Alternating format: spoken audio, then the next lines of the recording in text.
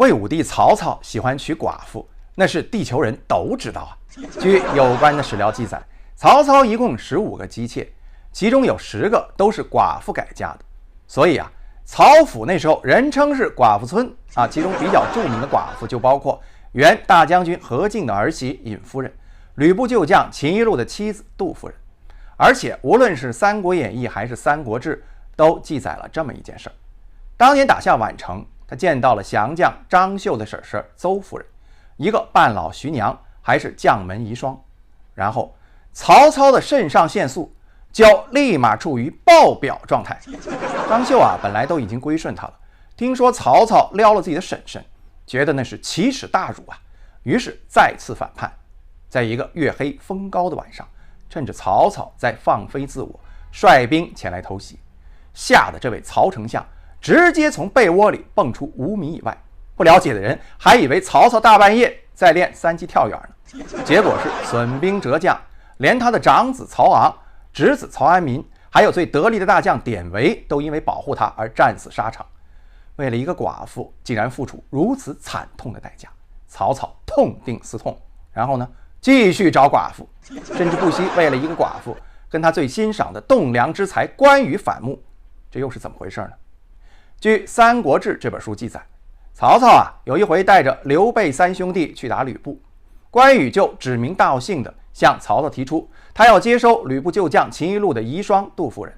开始曹操答应了，可是架不住关羽跟他3番5次的说这事儿，心里就开始犯嘀咕了。这杜夫人得长成啥样，能让咱们的关二哥如此惦记？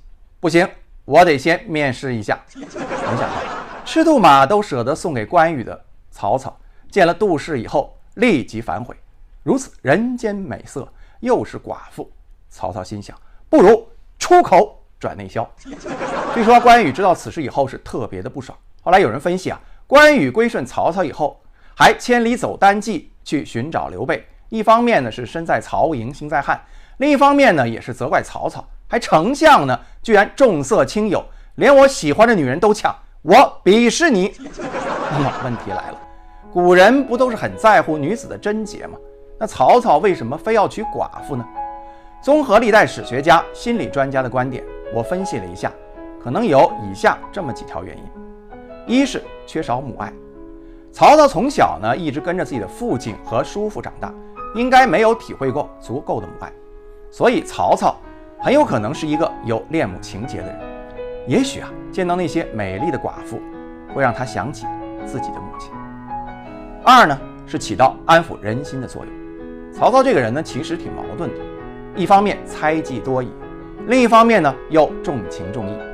从东汉末年到三国时期，连年征战，人口死伤大半，于是出现了女多男少的局面。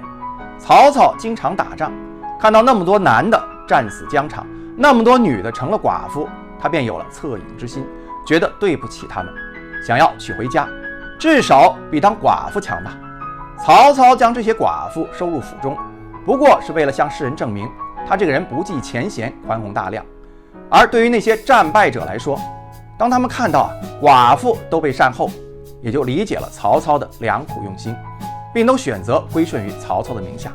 这么看来，曹操这个人挺会算计的，通过娶别人家的寡妇，还能招揽无数的仁人志士，这买卖只赚不赔，实在太划算了。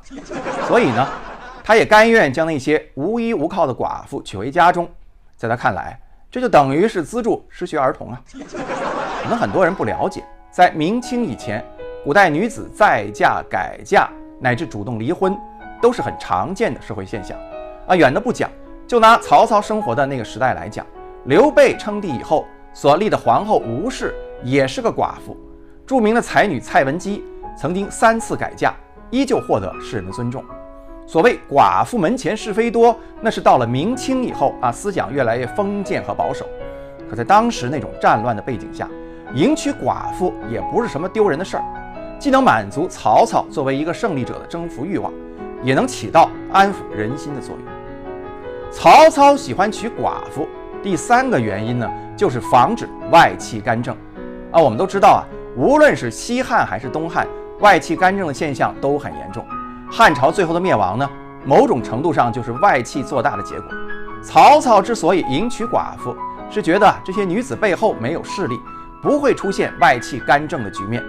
在曹操娶的这些寡妇当中呢，有很多都已经生了儿子，而曹操对于这些并非亲生的儿子呢，依旧是视为己出，就是看出了他们背后无权无势，没有豪门贵族的支持。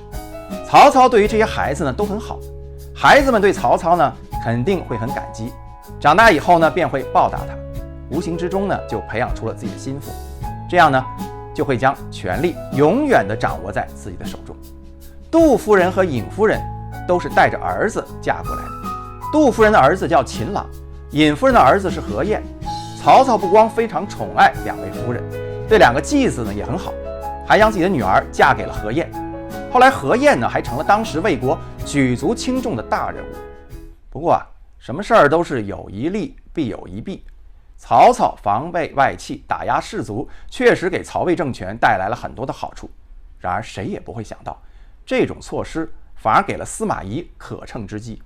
司马懿最后呢，之所以篡夺了曹魏政权，除了他得到魏国士族的支持之外，有很大一部分原因就是曹魏集团没有足够的外戚实力跟他抗衡。这恐怕是当初曹操热心娶寡妇所意想不到的后遗症吧。